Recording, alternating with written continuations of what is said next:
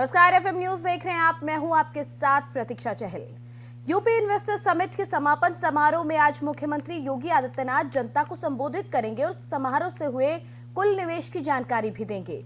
UP global investor summit के माध्यम से निवेश आकर्षित करने की यूपी सरकार की पहल है वो उम्मीद से बेहतर परिणाम देती हुई नजर आ रही है। देश विदेश की कई कंपनियों ने यूपी सरकार के साथ निवेश प्रस्तावों को अंतिम रूप दिया। ऐसे में निवेश का आंकड़ा 35 लाख करोड़ के पार जाना तय माना जा रहा है। मुख्यमंत्री योगी आदित्यनाथ रविवार को GIS के समापन समारोह में राष्ट्रपति मुर्मू की उपस्थिति में निवेशकों के महाकुंभ में आए कुल निवेश को साझा करेंगे। बता दें कि GSI के उद्घाटन सत्र तक राज्य सरकार को 32 लाख 92 करोड़ के निवेश प्रस्ताव प्राप्त हुए हैं।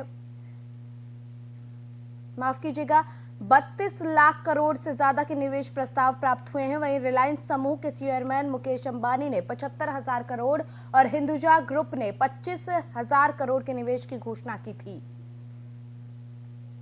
तो आपको बता दें कि यूपी इन्वेस्टर समिट का समापन समारोह होगा जिसमें राष्ट्रपति शिरकत करेंगे। इसके अलावा आपको बता दें कि समिट में ये माना जा रहा है कि जो उम्मीद की जा रही थी उससे बेहतर रिजल्ट इस समिट के निकलकर सामने आए हैं। आपको बता दें कि आज यूपी के सीएम योगी आदित्यनाथ समिट के समापन समारोह के दौरान यहाँ पर इस समिट को संबोधित करेंगे और बताएंगे कि कितना निवेश इस समिट के तहत यूपी की तरफ आया है। लगातार निवेशकों को यूपी की तरफ खींचने के लिए तमाम कदम यूपी सरकार की तरफ से उठाए जा रहे थे और इस बीच में एक बड़ा कार्यक्रम ये किया गया। यूपी इन्वेस्टर समिट हुई जिसमें प्रधानमंत्री की तरफ से कार्यक्रम का उद्घाटन किया गया था। आज समापन समारोह है, इसमें राष्ट्रपति पहुंचेंगी। 2 दिवसीय दौरे पर यूपी में रहने वाली हैं। आपको बता दें कि यूपी इन्वेस्टर समिट का आज समापन समारोह होगा। समापन समारोह के दौरान योगी आदित्यनाथ संबोधित करेंगे और इन्वेस्टमेंट की जानकारी देंगे। वहीं ज्यादा जानकारी के लिए हमारे संवाददाता अविरल का रुख करेंगे। अविरल, यूपी इन्वेस्टर समिट का आज समापन समारोह है, कई बड़े चेहरे आज भी यहां पर नजर आएंगे। इसके अलावा सीएम की तरफ से यहां पर इन्वेस्टमेंट को लेकर जानकारी दी जाएगी। क्या कुछ और अहम जानकारी कार्यक्रम से जुड़ी हुई? बिल्कुल प्रतीक्षा, देखिए आपको बता दें कि जिस तरीके से ग्लोबल इन्वेस्टर समिट का आयोजन हो रहा है तो ऐसे में दुनिया भर से लोग यहाँ पर आ रहे हैं और अपने अपने विचार रख रहे हैं, साथ ही साथ उत्तर प्रदेश के विकास में सहयोग कर रहे हैं। आप ये समझिए कि ग्लोबल इन्वेस्टर समिति का जब शुभारंभ हुआ था, शुरुआत हुई थी, तो देश के प्रधानमंत्री नरेंद्र मोदी से लेकर तमाम जो बड़े दिग्गज नेता है वो सब आए थे और साथ ही साथ इंटरनेशनल डेलीगेट्स भी आए हुए थे। और यहाँ पर उत्तर प्रदेश में बहुत ही ज्यादा बड़ा निवेश करके सभी के सभी ने MOU साइन किया है। ऐसे में आज आपको बता दें कि देश की राष्ट्रपति महामहिम द्रौपदी मुर्मू जी भी आने वाली हैं और शाम को 6 बजे उनका लोक भवन सभागार में मौजूद रहेंगी। तो इसके बाद जिस तरीके से मुख्यमंत्री योगी आदित्यनाथ उनका स्वागत करेंगे और उसके बाद में वो अपना संबोधन भी देंगी। तो कहीं ना कहीं जो ग्लोबल इन्वेस्टर समिति हो रही है तो उसमें 4 चांद लग जाएंगे और ज्यादा। तो आज इसका समापन का दिन भी है, तो ऐसे में बड़ी घोषणाएं और हो सकती है और ज्यादा इन्वेस्टमेंट भी कहीं ना कहीं और ज्यादा आने की उम्मीद जताई जा रही है। बिल्कुल अविरल, ये भी कहा जा रहा है कि कार्यक्रम से जितनी उम्मीदें थी उससे कहीं बेहतर इन्वेस्टमेंट जो है वो यूपी की तरफ आकर्षित हुआ है। यहाँ पर इन्वेस्टर्स जो है वो आकर्षित हुए हैं और इन्वेस्ट यूपी में करने के लिए तैयार हुए हैं।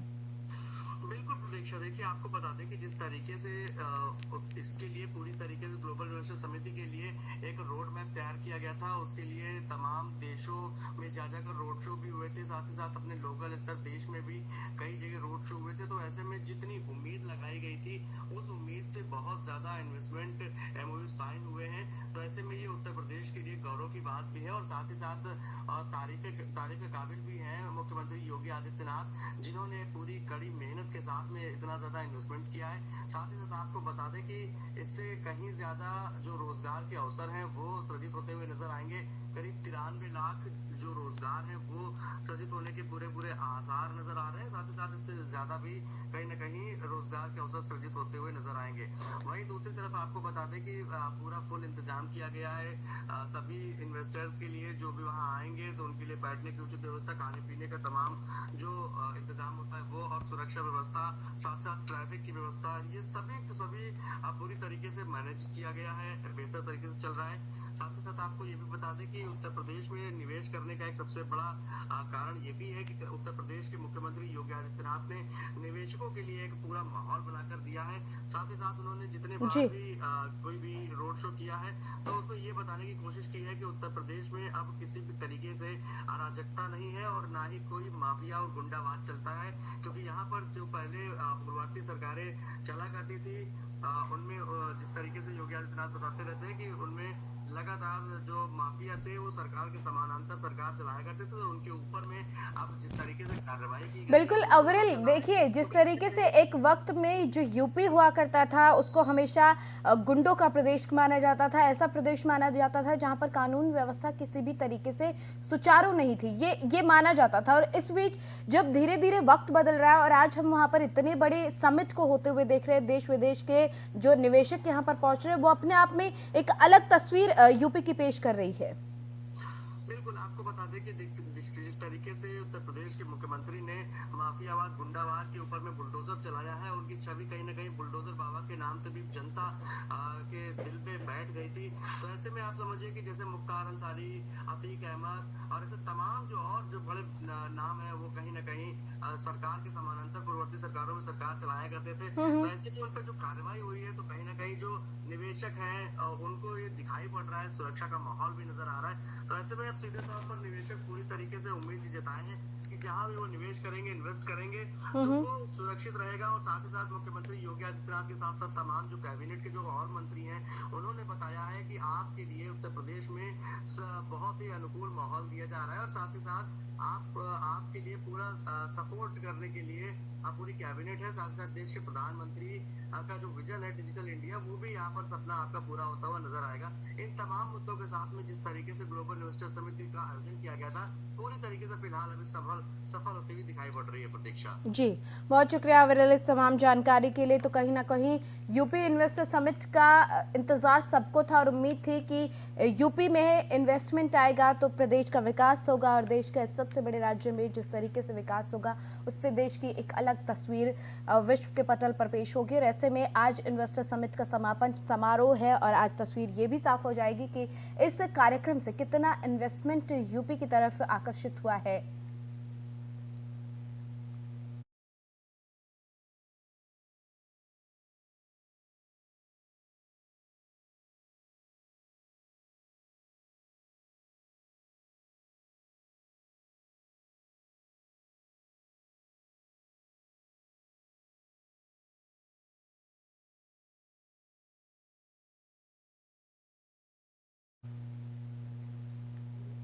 चलिए आगे बढ़ेंगे। राष्ट्रपति द्रौपदी मुर्मू आज से 2 दिवसीय यूपी के दौरे पर रहेंगी।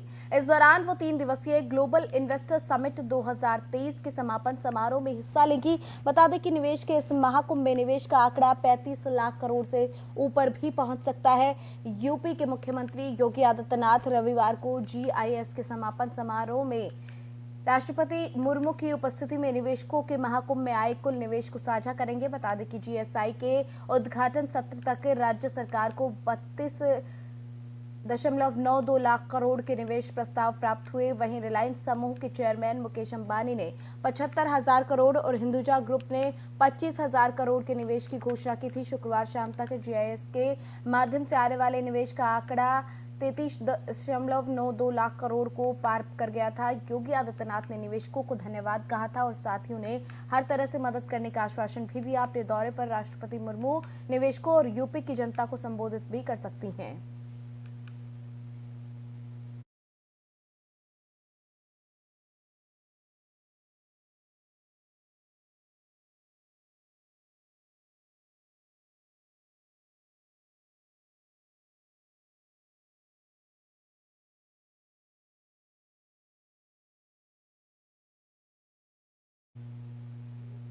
वहीं सपा MLC स्वामी प्रसाद मौर्य के विवादित बयानों के खिलाफ अब पार्टी के अंदर से ही विरोध के सुर उठने लगे हैं। अमेठी से सपा विधायक राकेश प्रताप ने मौर्य पर कड़ा निशाना साधा। उन्होंने कहा कि राम के चरित्र पर टिप्पणी करने वाला ना तो सनातनी हो सकता है और ना ही समाजवादी हो सकता है।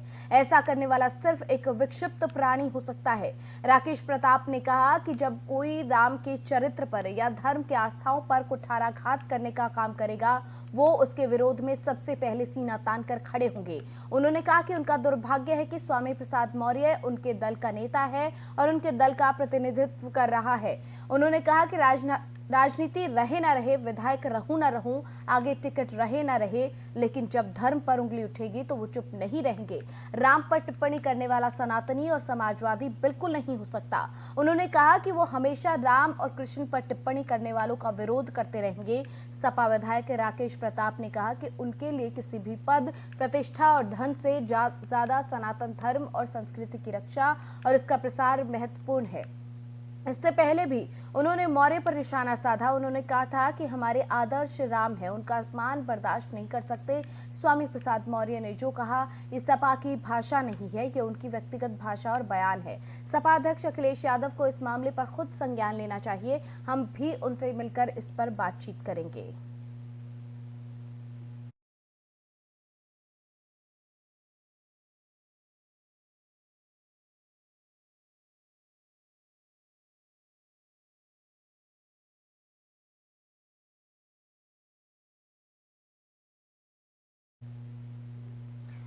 वहीं कन्नौज में समाधान दिवस का आयोजन किया गया। इस दौरान फरियादी अपनी समस्याओं को लेकर थाने पहुंचे और अधिकारियों के साथ उनके सामने अपनी बात रखी। इस दौरान एसडीएम पवन कुमार मीणा और सीओ प्रियंका वाजपेयी ने समस्याएं सुनी। कई फरियादियों की समस्याएं निपटाने के लिए टीमों को भी भेजा गया। एसडीएम बोले, जल्द से जल्द समस्याओं का निदान होगा। तो आपको बता दें कि समाधान दिवस का आयोजन किया गया। इस मौके पर जो फरियादी थे वो अपनी समस्याओं को लेकर यहाँ पर पहुंचे और एसडीएम ने इनकी समस्याओं को सुनने के बाद कहा कि जल्द से जल्द कार्रवाई होगी, जल्द से जल्द सुनवाई होगी और समाधान निकाला जाएगा। आपको बता दें, समाधान दिवस का कार्यक्रम रखा गया था। इस मौके पर फरियादी अपनी फरियाद लेकर मौके पर पहुंचे थे। समाधान दिवस के आयोजन के मौके पर फरियादियों की तरफ से अपनी फरियाद रखी गई और एसडीएम ने सभी समस्याओं के तुरंत जो निवारण की कोशिश यहाँ पर की, इसके अलावा जल्द कार्रवाई के आदेश देने की बात भी उनकी तरफ से कही गई है।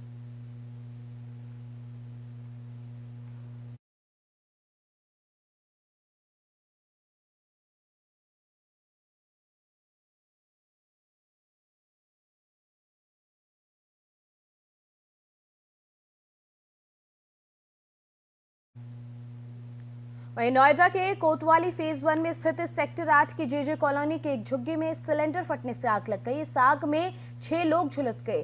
सूचना मिलने पर मौके पर पहुंची फायर ब्रिगेड और पुलिस की टीम ने आग पर काबू पाया और घायलों को इलाज के लिए नोएडा के जिला अस्पताल में भर्ती कराया गया, जहां एक नवजात समेत 2 बच्चों की मौत हो गई। अन्य 4 घायलों की हालत गंभीर देखते हुए उन्हें इलाज के लिए दिल्ली के सफदरजंग अस्पताल में रेफर कर दिया गया। पुलिस मामले की जांच कर रही है। घटना आज सुबह करीब 3 बजकर सेक्टर 8 के D221 के आगे सामने झुग्गी में हुई आग लगने की वजह से यहां पर सूचना फायर ब्रिगेड को दी गई। फेज 1 की 2 गाड़ियां और कोतवाली फेज 1 की पुलिस की टीमें मौके पर पहुंच गई। फायर ब्रिगेड की 2 गाड़ियों ने आग पर काबू पाया और इस दौरान एक परिवार के 6 लोग इस आग में झुलस गए। उन्हें नोएडा के सेक्टर 30 स्थित जिला अस्पताल में भर्ती कराया गया, जहां पर इलाज के दौरान 12 वर्षीय लड़के और 12 दिन की शिशु कन्या की मौत हो गई।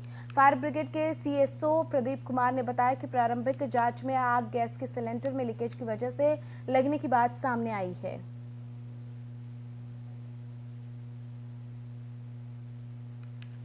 तो फायर सर्विस यूनिट को सूचना मिली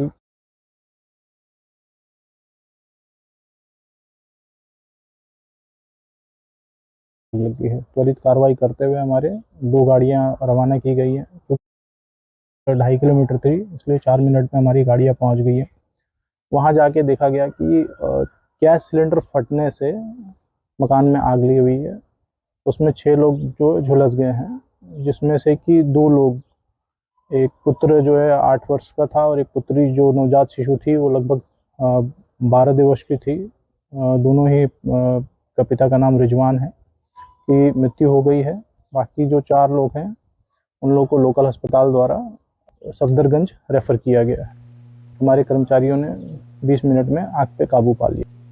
ग्रेटर नोएडा की सूरजपुर थाना पुलिस और बदमाशों के बीच में मुठभेड़ हो गई। मुठभेड़ के दौरान एक बदमाश के पैर में गोली लगने से वो घायल हो गया। वहीं 2 बदमाश मौके से फरार हो गए। मुठभेड़ में घायल हुए बदमाश को उपचार के लिए अस्पताल भेजा गया। वहीं फरार हुए बदमाशों की पुलिस तलाश कर रही है। ग्रेटर नोएडा सूरजपुर थाना पुलिस को सूचना मिली कि 3 शातिर लुटेरे थाना क्षेत्र में किसी बड़ी वारदात को अंजाम देने वाले हैं वहीं सूचना पर सूरजपुर थाना पुलिस बदमाशों की तलाश में जुट गई, जिसके बाद 130 मीटर रोड के पास इन बाइक सवार बदमाशों को पुलिस ने घेर लिया। बदमाशों ने खुद को घिरता देखकर पुलिस पर फायरिंग शुरू कर दी। इस दौरान पुलिस ने भी जवाबी फायरिंग की और जवाबी फायरिंग में एक बदमाश घायल हो गया। बदमाश घायल होने के बाद वहीं पर गिर गया, जबकि बाइक सवार 2 अन्य बदमाश बाइक को लेकर मौके से फरार हो गए। पुलिस ने मुठभेड़ में घायल हुए बदमाश को दौड़कर पकड़ लिया। घायल बदमाश की पहचान महेंद्र के रूप में हुई, जो कि हाथरस का रहने वाला है। पुलिस ने बदमाश के कब्जे से तमंचा, कारतूस और अन्य सामान बरामद किया। ये एक शातिर किस्म का लुटेरा है जो आए दिन लूटपाट की घटनाओं को अंजाम दिया करता था। फिलहाल बदमाश को उपचार के लिए अस्पताल भेज दिया गया है। पुलिस को एक इंफॉर्मेशन मिली थी कि 3 बदमाश आपराधिक घटना करने के उद्देश्य से घूम रहे हैं।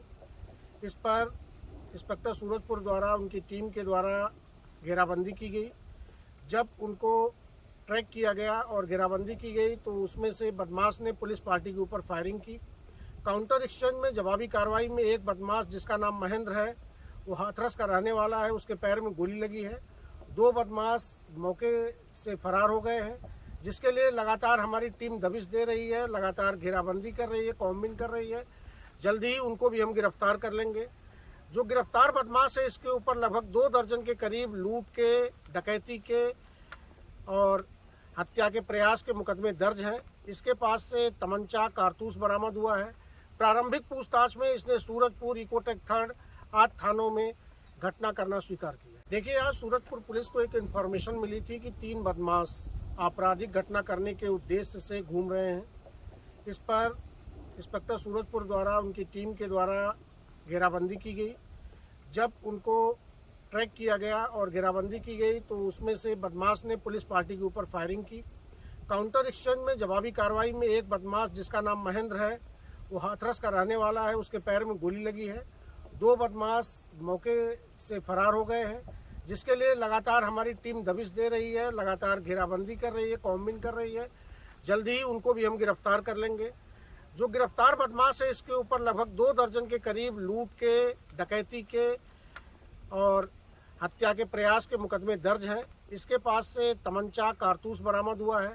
प्रारंभिक पूछताछ में इसने सूरजपुर, इकोटेक थर्ड आदि थानों में घटना करना स्वीकार किया। देखिए, आज सूरजपुर वहीं साइबर हेल्पलाइन मुख्यालय गौतम बुद्ध नगर और बिसरक थाना टीम ने संयुक्त रूप से छापेमारी करते हुए शातिर ठगों के गिरोह का खुलासा किया। इस दौरान 4 शातिर ठगों को गिरफ्तार कर लिया गया। पुलिस ने ठगों के कब्जे से 4 desktop, 3 laptop, 9 smart mobile phone और 14 कीपैड फोन, 2 प्रिंटर और कॉलिंग डाटा बरामद किया है। ये लोग एक ऑफिस बनाकर वहीं से लोगों को लोन देने के नाम पर ऑनलाइन ठगी कर घटना को अंजाम दे रहे थे। अभी इस गिरोह के 2 सदस्य फरार हैं। ये शातिर ठग आम लोगों को कॉल करते थे, उसके बाद उन्हें अपनी बातों में फंसाते और धानी ऐप से खुद को बताकर मिनटों में लोन देने की बात करते थे। उसके बाद फाइल चार्ज के नाम पर उनसे 30 से 35 हजार तक पैसे डॉक्यूमेंट के साथ मंगवा लेते थे। इस दौरान लोगों को 5 लाख से लेकर 20 लाख तक का लोन देने की बात कहते थे। इसी तरीके की शिकायत मिलने के बाद साइबर हेल्पलाइन गौतम बुद्ध नगर की टीम इस गिरोह की तलाश में जुट गई और उसको पता चला कि बिसरक थाना क्षेत्र के गौर सिटी सेंटर के 6ठे फ्लोर पर इन लोगों की तरफ से ठगी की घटनाओं को अंजाम दिया जा रहा है। वहीं ये लोग इस गिरोह के ऑपरेट कर रहे थे और लोगों को कॉल करके निशाना बनाते थे। इसके बाद साइबर टीम और बिसरक थाना पुलिस मौके पर पहुंची। उन्होंने वहां से 4 लोगों को गिरफ्तार कर लिया। कमिश्नरेट गौतम बुद्ध नगर की साइबर हेल्पलाइन व बिसरक पुलिस की संयुक्त कार्रवाई में गौर सिटी सेंटर से एक गैंग को गिरफ्तार किया गया है, जिसमें 4 लोग गिरफ्तार हुए हैं। इनके पास से 3 लैपटॉप, 2 डेस्कटॉप, लगभग 25 मोबाइल जो कि स्मार्टफोन और कीपैड वाले फ़ोन हैं, अन्य डॉक्यूमेंट, अन्य उपकरण बरामद किए गए हैं। ये लोग धानी नाम की कंपनी जो कि लोन देती है, उसके नाम से फर्जी वेबसाइट बना करके लोगों से संपर्क किया करते थे और service charge, legal charge, verification charge. वहीं ग्रेटर नोएडा की नॉलेज पार्क थाना पुलिस ने चेकिंग के दौरान झट्टा गांव के पास से 2 बाइक चोरों को गिरफ्तार कर लिया। पुलिस ने चोरों के पास से 10 चोरी की बाइक, 1 मोटरसाइकिल का इंजन, 3 मोबाइल, मोटरसाइकिल की चाबियां और चोरी में इस्तेमाल किए जाने वाले औजार बरामद किए। ये लोग गौतम बुद्ध नगर से बाइकों की चोरी करते थे और मैनपुरी में जाकर सस्ते दामों पर बेच दिया करते थे। इस मौके पर एडिशनल डीसीपी दिनेश कुमार की तरफ से बताया गया कि नॉलेज पार्क थाना पुलिस ने वाहन चोरी करने वाले 2 चोरों को गिरफ्तार किया, जिनमें जनपद मैनपुरी के थाना कुरावली क्षेत्र के गांव लाखोरी कला निवासी अजब सिंह और जनपद मैनपुरी के थाना करहल गांव साहामाजीपुर निवासी रवि कुमार को गिरफ्तार किया गया। एडीसीपी दिनेश कुमार सिंह ने बताया कि ये दोनों शातिर किस्म के चोर हैं जो दिल्ली एनसीआर से बाइकों को चोरी करते थे। चोरी करने के बाद बाइकों को एक स्थान पर इकट्ठा करते थे और फिर अन्य साधनों से बाइक को लेकर मैनपुरी पहुंच जाते थे, जहां पर जाकर स्थानीय लोगों को कम कीमतों में इन बाइकों को बेच दिया जाता था। उन्होंने बताया कि आरोपी रवि कुमार बाइक को चोरी करता था और अजब सिंह मैनपुरी में बेचने का काम करता था। जो इन बाइकों को बेचने के बाद रकम इकट्ठा होती थी, उन दोनों को आपस में दोनों बांट लेते थे।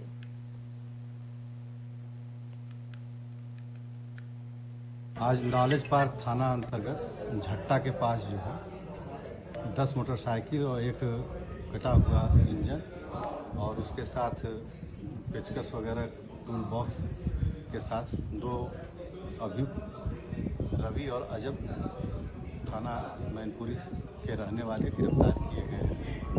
इनके कब्जे से 10 मोटरसाइकिल जो बरामद हुई, तो इनका बताना यह है कि पहले चोरी करते थे और फिर एक जगह इकट्ठा करके फिर इसको जो है अन्य साधनों से लेकर के मैनपुरी चले जाते थे और मैनपुरी में ही इसी नंबर से बेच देते थे और जो भी इनको दाम मिलता था आपस में बंटवारा कर लेते थे। इसमें रवि के द्वारा चोरी करना बताया गया और अजब के द्वारा जो है उसको बेचने की व्यवस्था करना बताया गया। किनको बेचते थे, कि स्क्रैप में बेचते थे या फिर सीधे किसी को चलाने के लिए बेचते थे? ये सीधे साधे गांव के स्टूडेंट या छोटे मोटे किसानों को जो दैनिक रोजमर्रा में जिनको आवश्यकता होती है उनको कम दाम में ये बेच देते थे।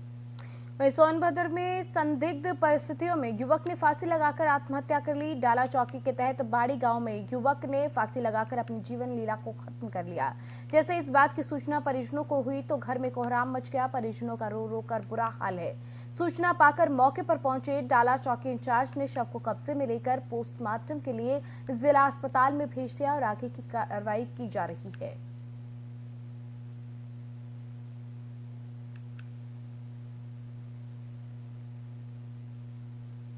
वहीं सुल्तानपुर में सड़क हादसे में 2 युवकों की मौत हो गई, वहीं 2 युवक गंभीर रूप से घायल हो गए। आनन फानन में घायलों को इलाज के लिए जिला अस्पताल में भर्ती करा दिया गया। साथ ही मृतकों के शव को पोस्टमार्टम के लिए भेज दिया गया। वहीं मौत की सूचना पाते ही पूरे परिवार में कोहराम मच गया। दरअसल नगर कोतवाली के करौंदिया मोहल्ले के रहने वाले सोनू सोनकर का आगामी 28 फरवरी को विवाह होना था, लिहाजा रिश्तेदारों को निमंत्रण देने के लिए सोनू अपनी मौसी के बेटे शनि और मोहल्ले के 2 युवकों महेश और अर्जुन के साथ 2 बाइक पर अलग अलग क्षेत्रों में निकल पड़ा। देर रात ये सभी रिश्तेदारों को निमंत्रण देकर वापस लौट रहे थे। रास्ते में मोतीगरपुर थाना क्षेत्र के दियरा चौराहे के पास इन चारों की दोनों बाइकें एक ट्रक की चपेट में आ गई, जिससे सोनू और शनि की मौके पर मौत हो गई, जबकि महेश और अर्जुन गंभीर रूप से घायल हो गए। आनन फानन में सभी को अस्पताल में भर्ती कराया गया इलाज के लिए, लेकिन घटना की सूचना मिलने के बाद पूरे परिवार में कोहराम मचा हुआ है। आनन फानन में सैकड़ों लोग जिला अस्पताल पहुंच गए।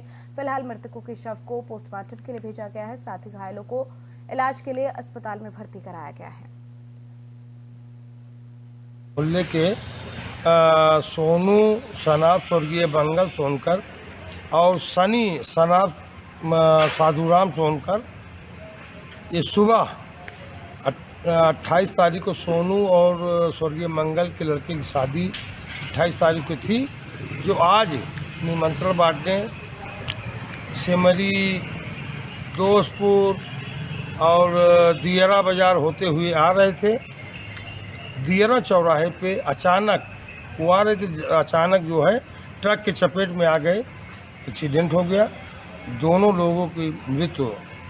अभी जो है यहाँ पे 2 एक्सीडेंटल मरीज आए थे, जिनको देखने के बाद जांच करने के बाद पता चला कि दोनों एक्सपायर थे। एक और मरीज उसके बाद में आया था, तो अभी उसको थोड़ा बहुत सीने में दर्द है, बाकी कोई ऐसी चोट नहीं है, तो उसको भर्ती कर लिया है, उसका इलाज भी चल रहा है। अच्छा, दूसरा मरीज जो घायल है उसकी क्या स्थिति है? वो भी ठीक लग रहा है, ऐसी कोई दिक्कत नहीं। वही खबर सोनभद्र से, जहां पर संदिग्ध परिस्थितियों में नदी के बीच रेत पर अज्ञात महिला का शव मिला। राहगीरों ने स्थानीय पुलिस को इसकी सूचना दी। वहीं सूचना पाकर मौके पर पहुंची पुलिस ने शव को कब्जे में लेकर शिनाख्त के लिए इसे भेज दिया है। इस दौरान चोपन पुल पर शव को देखने के लिए मुसाफिरों की भीड़ लग गई।